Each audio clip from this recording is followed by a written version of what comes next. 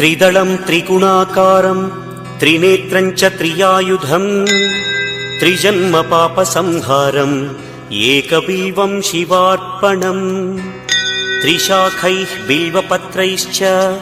अच्छिद्रैः कोमलैः शुभैः तव पूजां करिष्यामि एकबिल्वं शिवार्पणम् कोटिकन्या महादानं तिलपर्वतकोटयः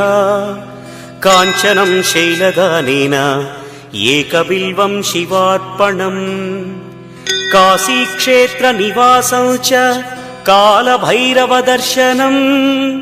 प्रयागे माधवं दृष्ट्वा एकबिल्वं शिवार्पणम् इन्दुवारे व्रतं स्थित्वा निराहारो महेश्वर नक्तं हौष्यामि देवेश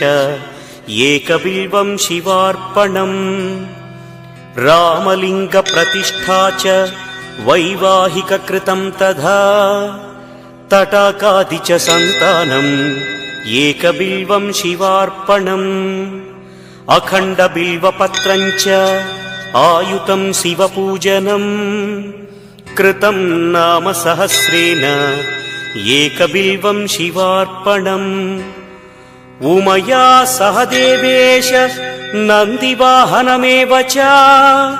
भस्मलेपनः सर्वाङ्गम् एकबिल्वं शिवार्पणम् सालग्रामेषु विप्राणां तटाकं दशकूपयोः यज्ञकोटिसहस्रस्य एकबिल्वं शिवार्पणम् दन्तिकोटिसहस्रेषु अश्वमेधशतक्रतौ कोटिकन्या महादानम् एकबिल्वं शिवार्पणम् बिल्वानां दर्शनं पुण्यं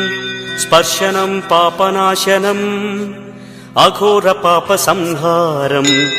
एकबिल्वं शिवार्पणम् सहस्रवेदपाठेषु ब्रह्मस्थापनम्